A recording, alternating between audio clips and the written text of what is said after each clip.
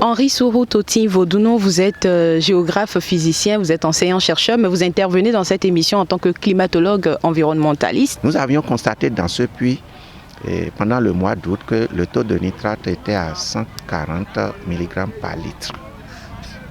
Ce qui montre une pollution de cette eau-là sur le plan chimique.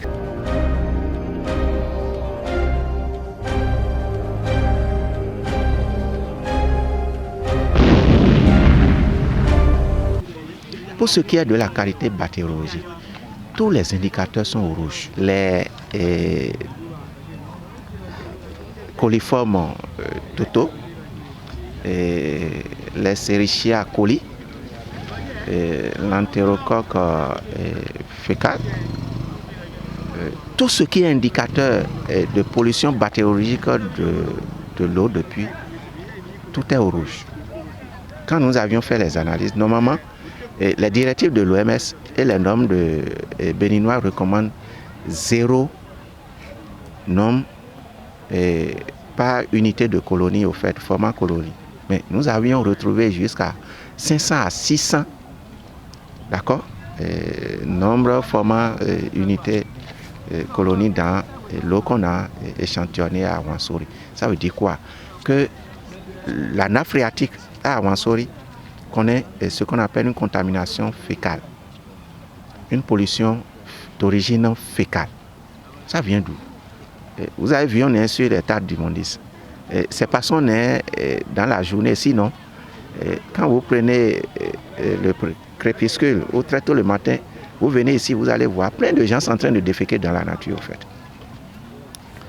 Il y a des WC que nous avons qui sont soit mal construits, les latrines qui sont soit mal construites, et les fosses septiques qui sont mal construites, ou des WC qui étaient, les latrines qui étaient bien construites, qui se sont dégradées par la suite. Tout ça là est en communication au fait avec la nappe phréatique. Et la pollution ou la contamination fécale qu'on constate dans ces puits-là provient au fait de la communication entre les WC et la nappe phréatique. Quand vous rentrez dans certaines maisons, vous voyez aussi que la distance entre les puits et les WC n'est pas ce que cela devait être. Les recommandations de l'OMS supposent 15 mètres. À Cotonou, au regard des problèmes fonciers que nous avons, vous voyez des WC qui jouent carrément les puits. Vous voyez des WC à 5 mètres des puits, à 10 mètres des puits.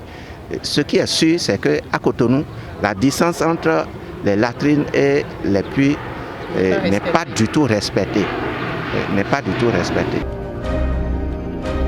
Vous intervenez, comme je le disais, en tant que climatologue environnementaliste.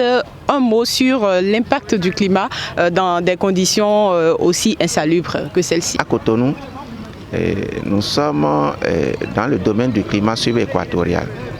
À 4 saisons, une grande saison pluvieuse, une petite saison sèche, une petite saison pluvieuse et une grande saison sèche.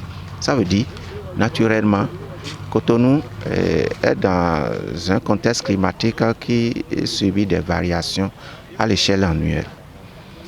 Qu'il y ait changement climatique ou pas, il y aura variation climatique à Cotonou, dans la ville de Cotonou et précisément dans le quartier Rwenzori où nous nous trouvons.